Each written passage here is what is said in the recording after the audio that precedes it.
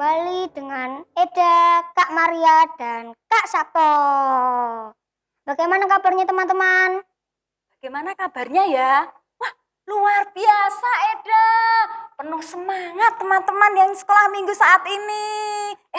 Biar lebih semangat kita tepuk Yesus ya. Oke, Semangat tepuk Yesus. Y, E, S, U, S, Yesus, yes. teman-teman, sebelum kita memulai memuji Tuhan, berdoa dulu ya. Oh yang ya, akan dipuji berdoa. oleh Brin. Iya, mari kita berdoa. Aku mau memimpin doa pada pagi hari ini untuk mengawali sekolah minggu. Mari kita berdoa. Berdoa mulai. Tuhan Yesus, berkati guru sekolah minggu yang mengajar. Semoga sehat selalu. Berkati ibadah pada pagi hari ini dari awal, pertengahan hingga akhir. Tuhan Yesus memberkati. Amin. Adik-adik, tema bulan ini apa ya? Setia sampai akhir. Karena Tuhan setia.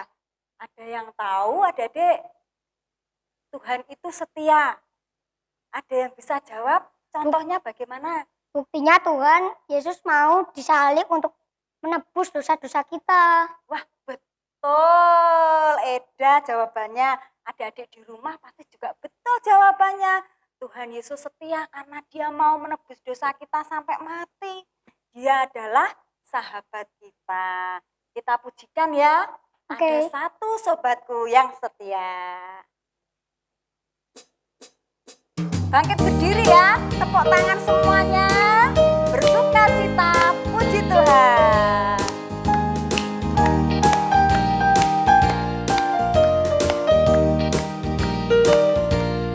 Ada satu sobatku yang setia,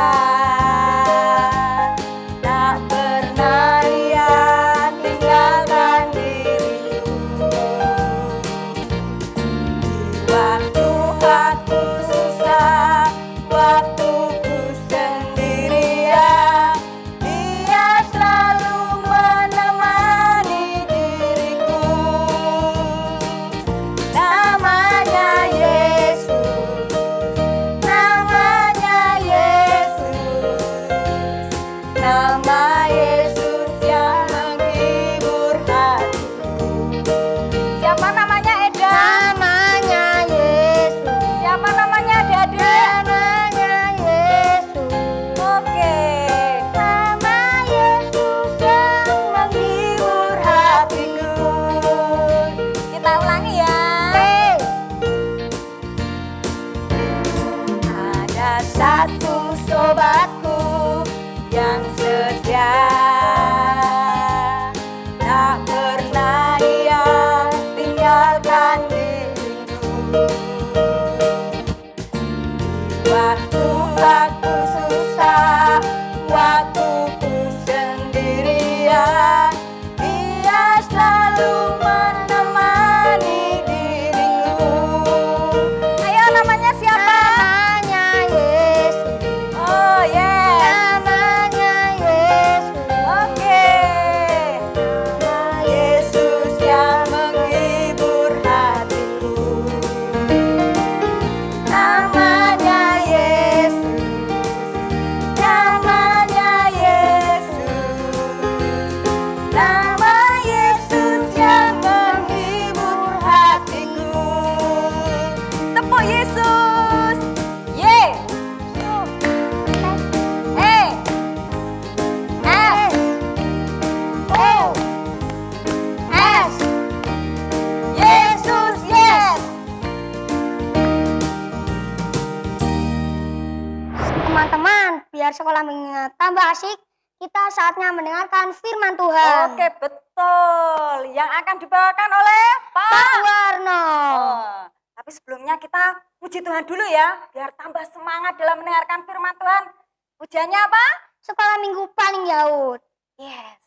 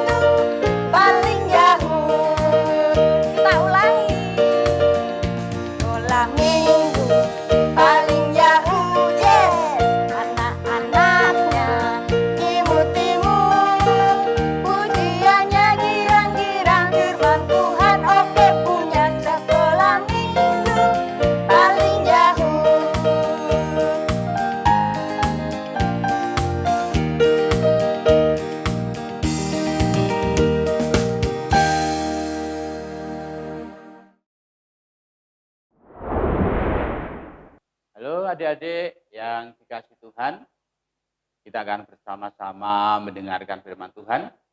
Terlebih dulu mari kita bersama-sama berdoa agar Tuhan memimpin kita. Mari kita berdoa. Tuhan Yesus, kami boleh datang kembali menghadap kehadirat-Mu Tuhan, mengucapkan segala puji syukur terima kasih oleh karena penyertaan Tuhan dalam kehidupan kami. Pemeliharaan Tuhan yang sungguh luar biasa di dalam kehidupan kami. Sehingga kami boleh beraktivitas hanya oleh karena berkat Tuhan. Jikalau sebentar lagi kami akan mendengarkan sabda kebenaran firman Tuhan, biar Engkau sendiri akan mengurapi dengan kuasa Roh Kudus-Mu. Sehingga apa yang terselubung di dalam firman-Mu Tuhan, kami dapat mengerti dan melakukan dalam kehidupan kami sehari-hari. Di dalam nama Tuhan kami Yesus Kristus, kami sudah berdoa dan mengucap syukur. Amin. Adik-adik yang dikasih Tuhan, halo, apa kabar?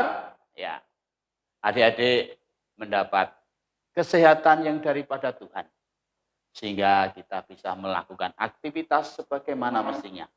Terkhusus hari ini adalah hari Sabat Tuhan. Kita boleh mengkuduskannya hari ini. Kita mengikuti ibadah online sekolah minggu GKJ Kudus.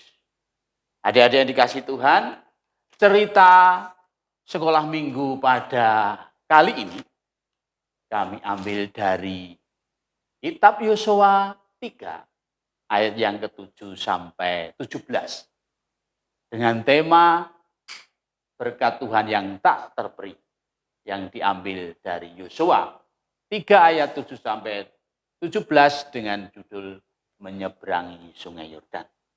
Nanti adik-adik bisa membaca selengkapnya ayat ini di Alkitab.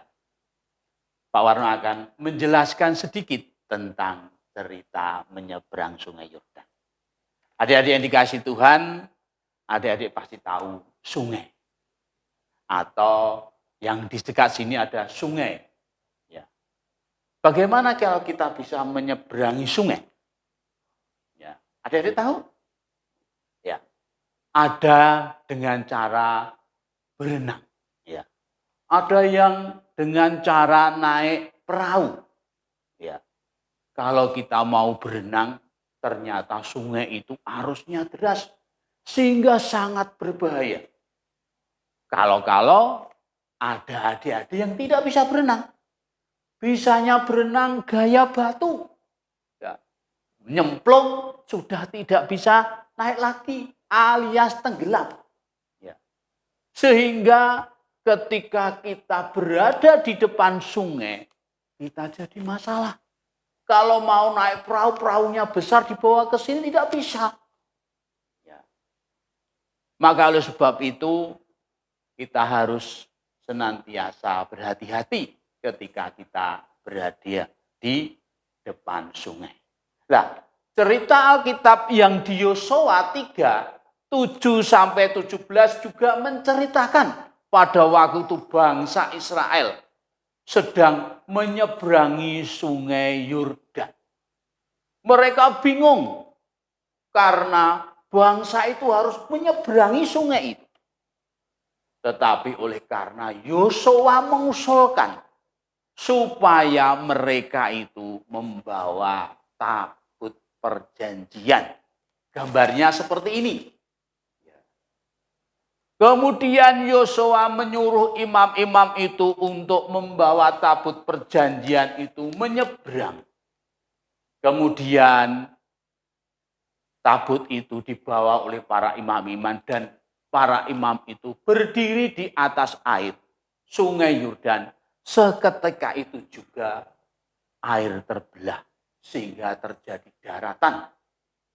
Sehingga bangsa Israel boleh melewati, menyeberangi Sungai Yordan itu sampai ke Yeriko.